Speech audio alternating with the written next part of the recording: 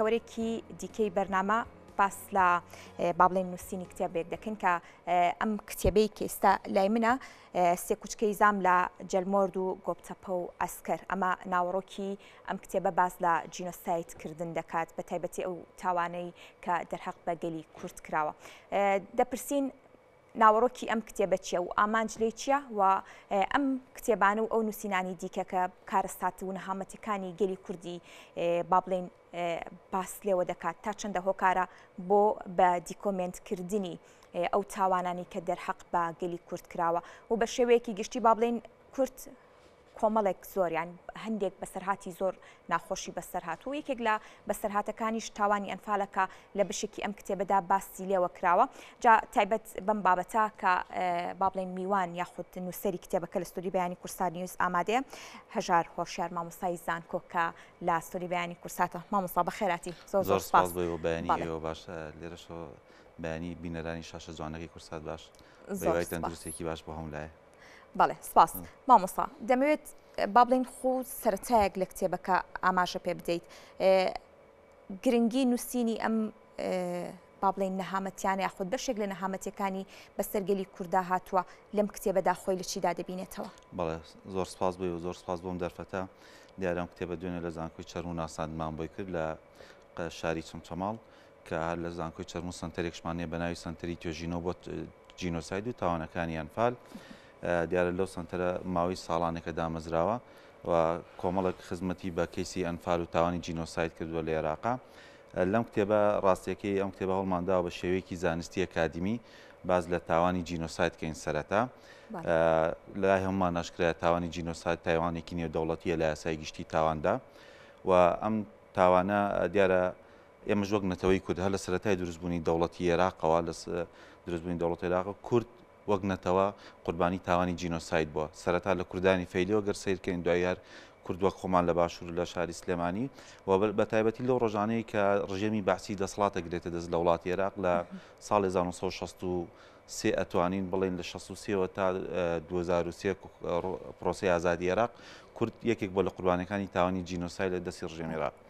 و یەکێکی تر لەو تاوانانی دیارە کۆمەڵک تاوان بەرامبەر بە کوردان ئەنجام درراوە لە ژێر هەر ناونیشانێک کە کورد جینۆساید کراوە بە ناوی فەیلی یاخود بە ناوی ئەدیانی جیاواز یاخود بە هەر ناوێک مەسەڵەن بڵێن کە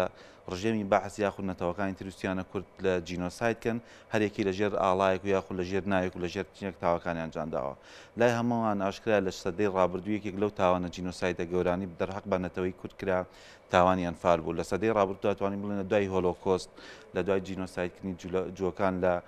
بەدەستی نازیەکان دوای ئەوان جینۆسایدکردنی کوردان بوو لە سەدەی ڕابردوو کە یەکێکیش لەوانە تاوانی ئەنفال بوو. تاوانی ئەنفال لەلایەن ڕژێمی بەعسیەوەدا لە ساڵ 1970 باش قۆناغ دەستی پێکرد و 23 دوی ساڵی 1970 قۆناغ یەک دەست پێکا و 6 نوێی ساڵی 1970 لە ماوەی 210 ڕۆژدا پرۆسەی ئەنفال سەرجەم شار و شارۆچکەکانی لە ڕووی جوگرافی و کوردستان دەگرێتەوە خۆ دابەشیان کرد بەسەر 6 قۆناغا دیارە من لەو کتێبە سەرەتا هەساوم باسی پێناسی جینۆسایدمان کرد لە یاسای نێودەوڵەتیە چۆن بتوانین ئێمە ئەو دەقانەی کە لە مادەی دوی ئەساسی ڕۆمایە و لە مادەی شەشی دادگای تاوانی نێودەوڵەتیە هەیە بتوانین کە ڕێکارەکانی 5 ڕێکاری دیاری کرۆ بە دەربارەی تاوانی جینۆساید وەک مادە بتوانین چۆن توانین ئێمە جێبەجێ بکەینەوە ئایا ئەو تاوانانی کە بەسەر میلەتەکەی ئێمە هاتوو بەسەر نەتەوەکەی هاتوو چۆن بتوانین لە تاوانی جینۆسایدا جێبکەینەوە چۆن بتوانین ئەو دەقەیاسایە بەسەر ئەم تاوانانەیە جێبەجێکەین. پاشان هەساوین من لە 8 قۆناغی چوارم دیاری کردووە دیارە قۆناغی چواری ئەنفال سنووری ناوچەی چەمچەماڵ بۆ قەزا چەمچەماڵ کۆیە بەشێکی دوکانەگرێتەوە بەشێک لە ناوەندی شاری کەرکووکە گرێتەوە. مامۆستا بۆ قۆناغی چوار دەستنیشان کرد بۆ باسکردن لەم کتێبە؟ من تاوان تا ئێستا 3 پەرتووکی لە بواری جینۆسایدا نووسیمە لە پەرتووکی یەکەمە کارم لەسەر ئەنفالی ناوچەی شێخان کردووە 11 گوندم دیاری کردەوە بە عینە کارم لەسەر کردەوە چەند گوندێکم دیاری کردەوە کارم لەسەر کردووە لە توێژینەوەیەکی زانستیم لەسەر گوندی سەرمۆرد کرد هەر ئەم ساڵی ڕابردوو لە کۆنفرانسی نێودەوڵەتی زانکۆی گەشتەپێدان ئاماژەم لە قۆناغ یەکی ئەنفال تەنها گوندی سەرمۆردم دیاری کرد بۆ ئامانجی منەوە کە ئەم عینانە دیارێکین گوندەکان دیارێک بتوانین دۆکۆمنتی بکەین بتوانین ئەشتیفی کەین بتوانین جای ئەم هەم وەک چیرۆک دۆکۆمنتی کەین هەم وەک ئەدلە و داتانی بەداخەوە یەکێکی ئەوەی ئێمە کە کێشەمان هەیە لە تایسە لە تاوانی جینۆساید دەوڵانێکی کارمان لەسەری کردووە ئێمە کێشەی داتامانەیە کێشەی ئامارمانەیە بۆیە ئەگەر ئێمەمانەیە لە شێوەیەکی زانستی و ئەکادمی کاری لەسەرکردن لەبەرەوەی ئێمەمانێت لە ئایندەی ئێمە کتێبە ئەو ئێمە توانین بە دەرەوە بە خەڵک بڵین ئێمە کەم تاوانەمان بەرامبەر ئەنجام کراوان داوای داتا و ئامار و جینۆساید و بەڵکۆ دۆکومنت لە ئێماکەن بۆیە من عینە پێم باشە کە ئەو کارێکی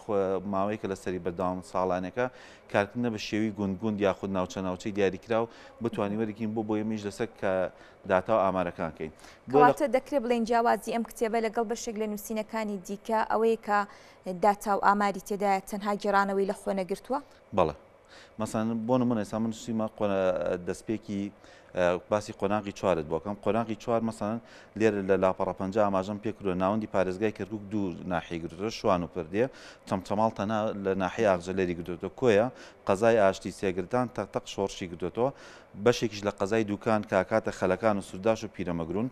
کۆی ئەمانە 321 گوندە هەموو گوندەکانمان مەسەن دابش کردووە بە سەریەکە چۆن شوێی گرتوێتەوە شوێی نەگرتوێتەوە مەسەن بین لە پرۆسەی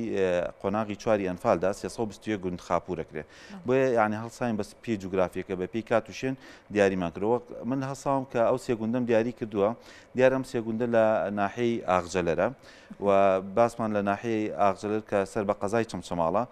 زۆرتر ئەم سێ گوندە خاوەنی زۆرترین قوربانین و سەرەتای دەستپێکی قۆناغی چواری ئەنفال لەم سێ گوندەوە دەستی پێکردووە ئەگەر سێریکە مەسەن لە داتایەکی تر ئاماژەمان پێکردودان تەمانە مامارە بە ئاماری ساڵ 1970 ماوەگرتووە من هەسام لەسەر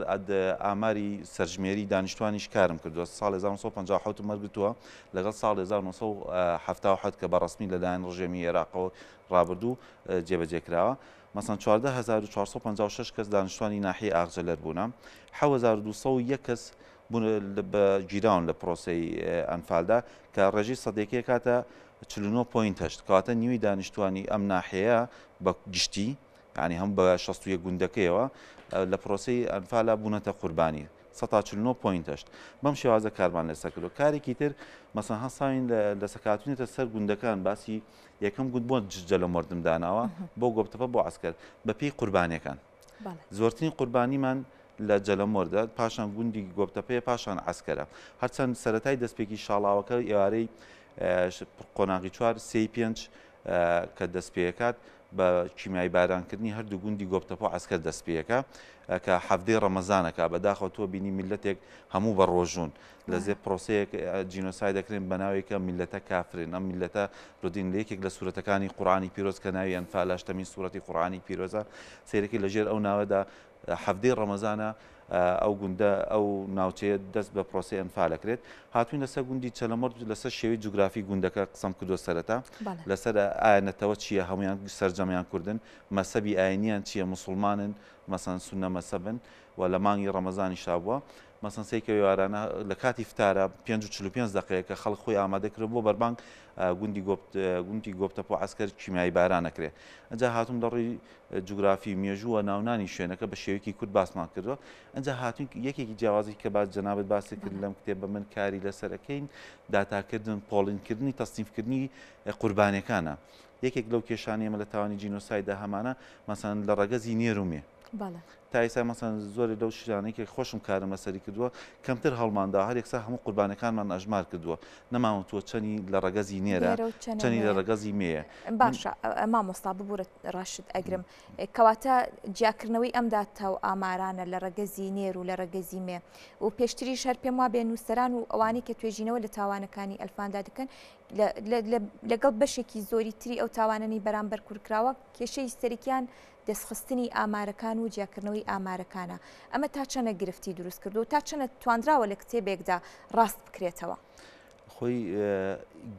گەورەترین کێشەی ئێمە هەتا ئێستا لە پرۆسی ئەنفالە بەحەقەت نەبوونی داتا و ئاماری تەواوە بەس ئەوەی کە هەمان وەسن تا ئێستا کۆی گشتی پرۆسەکە 4732 گوند ڕووخاوە 4 قەزات تەخت کراوە لەگەڵ 30 ناحەیە بەس لە ڕێژەی قوربانەکان ئێمە کێشەمان هەیە لە هەموو پرۆسێکی تاوان تەنانەت لەوانی هۆلۆکۆست و ئەرمەن و دارفۆر و یوگزلافیا بە هەمیشە یعنی ئەم تاوانی جینۆسای لەبەری نێودەوڵەتیە لەبەری گەورەترین تاوانە دژ بە مرۆڤایەتی ئەنجام هەمیشە کێشەی داتاکان وە خۆی دەست ناکەێت بتوێ کاری لەسەرکەی یەکێکیش لە کێشەکانی ئێمە ئەوەیە بۆیە من هەڵساوین بۆیە کە گوند وەرمان کردووە کاری لەسەرەکەین هەڵساوین مەسەن پێتەڵەم لە گوندی جەلەمۆرد طبعا لە گوندی جەلەمۆرد 401 قوربانیمان هەیە لەم 401 قوربانی گوندی جەلەمۆرد سەیرکە لێرە پێتەڵم 375 بە ئامار وەرگیرەوە چونکە ئێمە گەڕاوینێتەوە سەر ئامار باشە 375 کەسی لە گوندی جەلەمۆردا کە بوونەتە قوربانی 209 لە ڕەگەزی نێرن 166 لە ڕەگەزی مێن کەواتە 155.7 لە ڕەگەزی نێر بۆتە قوربانە و 144.3 لە ڕەگەزی مێ هەساوم کارێکی ترمان کردووە لە سەری چی دیاریکردنی تەمەنەکان ئایا چەند کەسی لە سەروی 18 ساڵەوەیە و چەند کەس لە سەروی خواری 18 ساڵەوەی یعنی تۆ لە تاوانی نێودەوڵەتیە کاچی کەیسەکە لە دادگای نێودەوڵەتیە خولە دادگایەکی ترە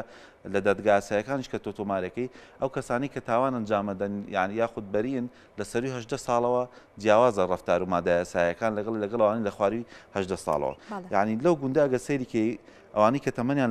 لە خوار 18 ساڵەوەیە بە نمونە وەریگرین تەمان سێ گوندەکەم دیاری کردەوە بۆیە ئەمە زیاتر لە پێشە 234 کەس کاکاتە 62.4 لە سەتی ئەمانە ئەم قوربانیانە تەمەنیان لە خوار 18 ساڵەوە بووە کامە جێگای سەرسوورمانە ئاین وەرە گەوری ئەم تاوانە نیشانەدا دەوڵەتێک تاوان بە نەتەوەکی خۆی ئەنجامەدا کە کورد بەشێکی سەرەکیە لە وڵاتی عێراق هاتۆ مەسەن ئەگەر ئەم گوندە وەرگین بە نمونە 62.4 لە سەتی ئەو کەسانی بوونتە قوربانی یعنی لە خوار 18 ساڵن یعنی هێشتا بالغ نەبوون هێشتا مافی یاساگرەوە ئەوانی کە لە 140 کەس کە بوونەتە قوربانی 137 پوینت کە لە سەروی 18 ساڵەوەی پاشان هەسانی چیم کردو لە پۆلینکردنەوە تەصنیفەکە ئەوانی کە تەمەنیان گەورەترین تەمەن و بچووکترین تەمەنمان دیاری کردووە بەداخەوە مەسەن یەکێک لەو قوربانیەکان مەسەن گەورەترین تەمەن لێرە ساڵی 1920 لەدایک بووە ینی بە تەمەنترین کەسی پرۆسی قوربانیەکە ئەبین لێرە مەسەن چاوەڕوان محەممەدێکمان هەیە تەمەنی 5 مانگان بۆ لە سکی دایکە مەسەن سێریکە سێ و تاوانەکە چەند گەوری ئەنجام درراوە و ئەم خاتونە پاشان دایکی کە هەڵدێت لە پرۆسیەنفال لە ناحی تەختەق شێران ئەم ژنە خۆی مناڵەکانی لە زیلەکە ڕاکن دەربازیانە بێ پاش 4 مانگی ترە مناڵە لە دایکە بێ بۆیە دایکی ناوی لێنێت چاوەڕوان لە چاوەڕوانی هاوسەرەکەیدا یەک خاڵێکی تر لەم کتێبانە من هەسام هەڵدا کۆمەڵێک لە چیرۆکان بجێڕینەوە بیانکەی بە دۆکۆمنت سەرەتای مەسەنەوە پرۆسانە چۆن ڕووی داوە بۆ دەستپێکردن چونکی ئەکرێت ڕێکارەکانی ناسانی تاوانی جینۆسای تەنها لە ڕێگای کتێبێکەوە نەبێت تەنها لە ڕێگای دۆکۆمنتێکەوە نەبێت بۆیە بکرین ئێمە بتوانین مەسەن لە ڕۆژانی داهاتوو لە ڕێگای کاری هونەریشەوە یعنی بۆیە زۆرێک لە ئەم بابەتانی کە نووسینەوە مەسەن ڕۆژێک لە ڕۆژانگاریکێک بێ لە ڕێگای کورتە فلیمەوە چۆن ئەم تاوانە ئەنجام یاخود لە فلیمێکی دۆکۆمنتاریە چۆن ئێمە بگەێنین بە خەڵک لای هەمان دکتۆر دەکرێت ئەو کتێبەش با بڵین سەرچاوی ئەو کارە هونەریانە بێت بەڵێ من لێت ناشارمەوە لە زانکۆی چەرم و سنتەری توێژینەوەی جینۆساید بۆ تاوانەکانی ئەنفال 2 ساڵ پێش ئێستا ئێمە توێژینەوەیەکمان کرد لەسەر ناوچەی خاڵە بازیانی کە ئەنفال کراون پاش توێژینەوەکەمان لەگەڵ کە ڕێکوتنامەیەکمان کرد لەگەڵ کەناڵی ڕووداوە کردمان بە فلیمێکی دۆکومنتاری خۆشبەختانە کە ناومان دارەکی ئەنفال واتە دەستپێکی ئەنفال و بۆ خەڵاتی نێودەوڵەتی ئێستا لە دەرێ بە هەمان شێوە گوندی سەرمەد کە توێژینەوەی یەکەممان بووە کردومانە بەمان شێوە لەگەڵ کەناڵی ڕوودا و فلیمێکی دۆکۆمنتاریمان لەسەرەوە کردووە بۆیە ئێمە یەکێکە ئامانجی ئێمە یەکێک لەم کارانە کە ئەمانەیە بە خەڵک بڵین ئەم نەتەوەی ئێمە ئەم میلەتەی ئێمە جینۆسایدی بەرامبەر ئەنجام کراوە وەک هەموو نەتەوەکانی تر بۆتە قوربانی یەکێک لەو ڕێکاران ناسانی مەسن لە بواری فلیمی دۆکۆمنتاری و هونەر و یاخود بە شێوەی ئەتوانین بڵێ بواری هونەری کە من زۆر شارەزاییم تیانە و کاری من نییە بەزەکرێ مەسن لە بواری فلیم بێت یاخود کورتە فلیم بێ یاخود شانۆ بێ یاخود لە ڕێگای مۆزیک هەر بابەتێکی تر لەوانە ئێمە بە خەڵکی بناسیێنین کەم تاوانە بەم شێوازە ئەنجام درراوە باشە مامۆستاوکو کۆتا پرسیارم دەمەوە بڵێم بەدی کۆمنتکردنی ئەم تاوانانە لە دوو توێی کتێبێکە یاخود توێژینەوەیەکدا ئەمە تا چەندە کار ئاسانی دەکات بۆ ئەوەی لە دەروەی وڵاتیش کاتێک بمانوێت ئەم بابەتانە بناسێنین و بە جیهانی بکەین کار ئاسانی دەکات. بەڵێ خۆی ئێمە بمانوێ نەمانوێت سەرتا لەوە دەست پێ بکەین حکوومەت هێرێمی کوردستان وەزارەتێکی هەیە ناوی وەزارەتی شەیدان و ئەنفالکراوانە کە لە ساڵی 2006ەوە حکوومەت هێرێمی کوردستانی سەرەتا دروستکردنی ئەم وەزارەتە و ئامانجی ئەم وەزارەتەوە بۆ خزمەتکردن بە کەسوکاری شەید و ئەنفالکراوان و پاشان کارێکی تری ئەو بۆ چۆن بتوانین ئەم تاوانی چونکی تاوانی جینۆسایت تاوانێکی گەورەیە زۆرێک لەو ملەتانەی لەو نەتوانی کە تاوانی جینۆسایدیان بەرامبەر ئەنجام درراوە ئەبینیستا خاون کیانی خۆیانە خاونی دەوڵەت و سربەخۆیی خۆیانن بۆ یەکێکی تر کارەکانی ئێمە کە بکرێت لە ڕێی کتێبەوە یاخود لە ڕێگای هەر بوارەکانی ترەوە ئێمە بتوانین ئەم تاوانە بە دۆکۆمنت بکەین منامی ئاماژە بۆکەم لە کاتی نووسینی ئەم کتێبەتا یەکێک لە شایەت حاڵەکەمان کە بەناوی ڕەعنا عەزیز بۆ ڕۆحی شاد بە یەکیان محەممەدی نابوو ڕوحیان شاد بێ بە پەتای نەگریسی کرۆنا وەفاتیان کرد یعنی زۆرێک بەداخەوە لەو شایەت حاڵانەی ئێمە لەوانەی کە بوونەتە کە سوکاری قوربانەکان مەسەن لە نوگرە سەرمان گەڕاونەتەوە یاخود لە تۆپزاوە گەڕاونەتەوە ئەمانە کە ئێستا چێتە 34 ساڵ ڕۆشتە بە سەرەتاوانەیە زۆربیان وەفاتیان کردووە بۆیە زۆر گرنگە من لە کاتی نووسینەوەی ئەم کتێبەیە مەسەن دوو لە شایەت حاڵەکانم وەفاتیان کرد بەداخەوە ڕوحیان شاد بێ کە وێنەکانشیانم داگرتووە و خاڵێکی تر مەسەن ئێستا زۆرێک لەوانی کە ماویشن لە قوربانیەکان یاخود لەوانی کە لە بەندیخانەکان گەڕاونەتەوە تەمەنێکی زۆریان ئەگەر مەسەن زۆرێک لەو کاتە تەمەنیان 40 ساڵ 50 ساڵ بێت تەمەنیان 85 ساڵە زۆرێک لەوانەمان هەیە مەسەن لە گوندی گۆبتەپە لە گوندی عسکەرەوە لە گوندی جەلەمبەر یعنی تاو پیری تەمەنیان پێش یاخود تووشی فقدانی زاکیرە بوونە بۆیە زۆر گرنگە ئێمە ئەمانە بنووسینەوە دۆکۆمنتیاکەن با شریفیاکەین بۆ ڕۆژێک لە ڕۆژان گەر ئێمە بمانوێم کەیسە بینێ دادگایەکی نێودەوڵەتی بچینە دەرەوە یەکێک لەوانەی ئەوەی کە ئێمە ئاماژەمان پێکەوە ئامانجی ئێسەرەکی ئێمە بتوانین ئەم کەیسە بەرینە دەرەوەی وڵات بە خەڵکی بناسیین و لە دادگایەکی نێودەوڵەتی ئەم تاوانەکەی بۆیە پێویستمان بە چیە پێویستمان بە ئەشریف بە دۆکۆمنت بە داتا بە ئامار بە کاری زانستیە بیکەینەوە تەرجمەکەین و ئەوەی جێگای دەستخۆشیە بە حکمی من اختصاصەکەم هەر جینۆسایتی بواری قەرەبکردنەوەی کە سوکاری قوربانیانە ئەوەیە کە دوێنێ یعنی جێگای دەستخۆشیە فراکسیۆنی یەکێتی نیشتمانی کوردستان لە پەرلەمانی بەغا دوێنێ داواکاریەکی پێشکەش کرد بە حکوومەتی عێراقی کە داوای کردووە کە سوکاری قوربانیان و سەرجەم بە تایبەتی لە نەتەوەی لە ساڵ 1963 تا ساڵی 2023 قەرەبوو بکرێنەوە کە ئەمە دەستکەوتێکی گەورەیە بۆ نەتەوەکەمان ئەمە کارێکی نەتەوەی و ئەمە کارێکی پیرۆزە کە ئێمە بڕیاری دادگای باڵای تاوانەکانی عێراقشمانەیە چونکی ئەم کە سوکاری قوربانیان و قوربانیانێکی زۆر هەتا ئەمڕۆ ئێمە وەک نەتەوەی کورد قەرەبوو نەکراوینەتەوە زۆر سپاس بۆ زۆر سپاس بۆم دەستخۆش سپاس بۆ مامۆستا ژار ڕۆشار کە بەڕێزیان و مامۆستای زانکۆ و نووسەری کتێب لەگەڵمان بوون.